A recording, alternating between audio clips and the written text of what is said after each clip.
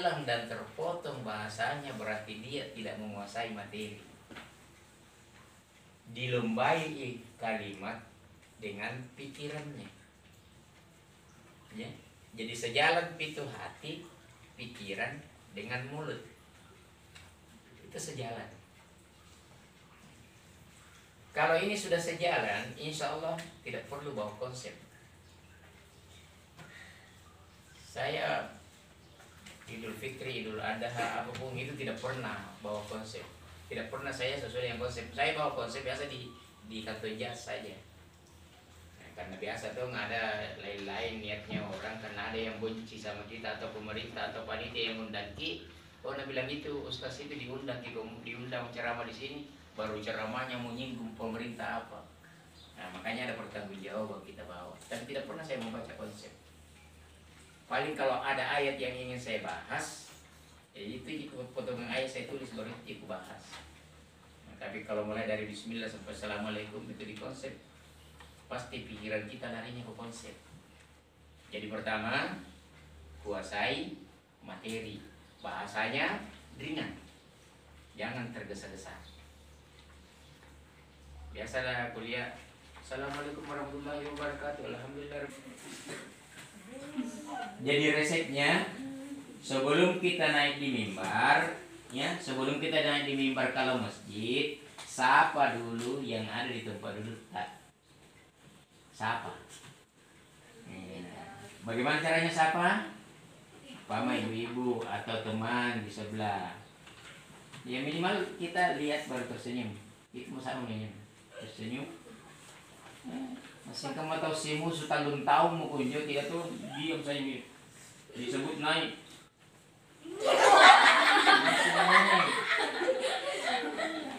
Itu secara psikologis ada pengaruhnya.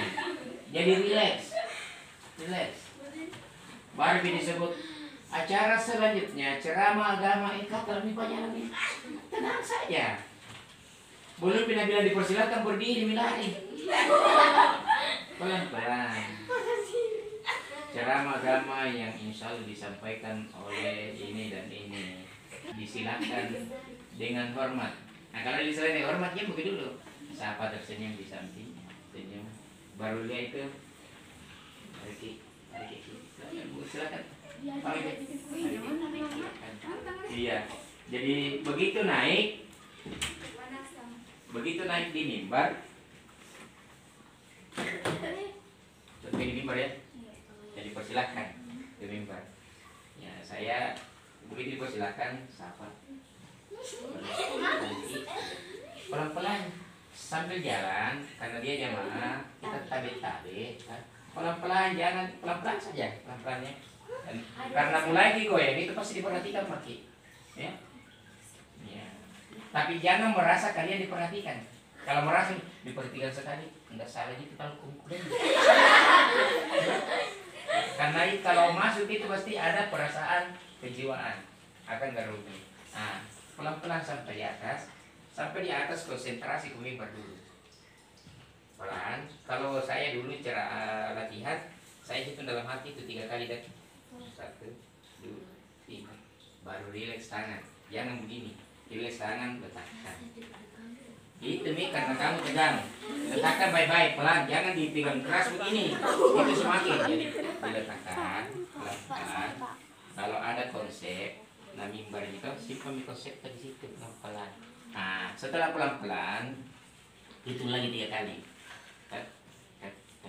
Angkat, pas lurus, noleh ke kanan, senyum. Depan senyum. Kiri senyum. Mana ke Pani? Senyum. Baru hitung lagi 1, 2, 3. Tek baru. Bismillahirrahmanirrahim. Assalamualaikum warahmatullahi wabarakatuh. Jangan ini. Bismillahirrahmanirrahim. Assalamualaikum warahmatullahi wabarakatuh. Atau menatap di depan di situ mata. Assalamualaikum warahmatullahi wabarakatuh. Ada ibu. Pasti garugi ya. Jadi itu pas pelan-pelan. Begitu menatap lihat sapi jengkal di atas kepalanya orang dilihat. Yang mau pergi. Jangan usah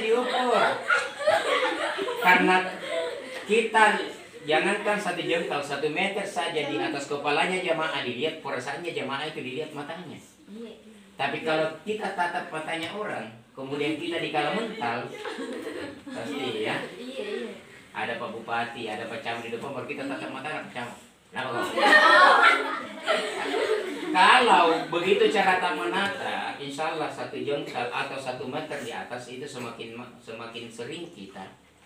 Karena kita dulu itu latihan betul. Waktu saya latihan mental, ada latihannya.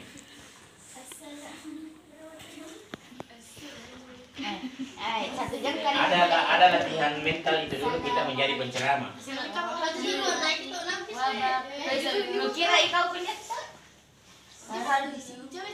Kalau saya dulu latihan mental jadi penceramah, saya gambar di kamar seperti ini baru saya tempel. Apa itu, Pak? Ya, itu bertanya.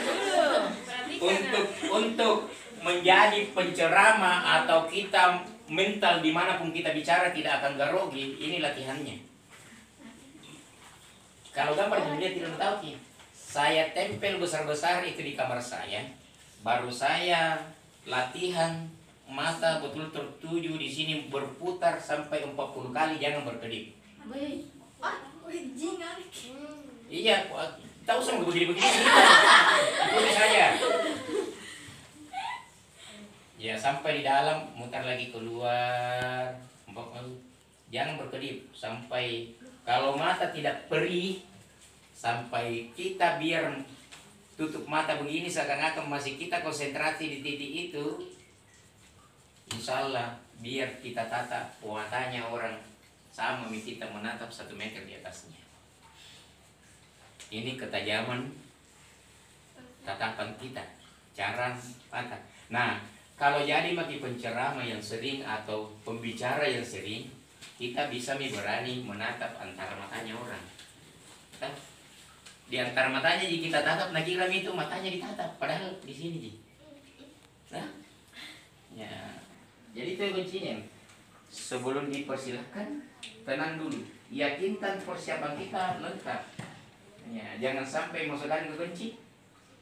Jadi sebelum masuk masjid itu persiapkan semua memang nih. Perbaiki memang pakaian, tidak ada celah untuk bisa jadi perhatian lain.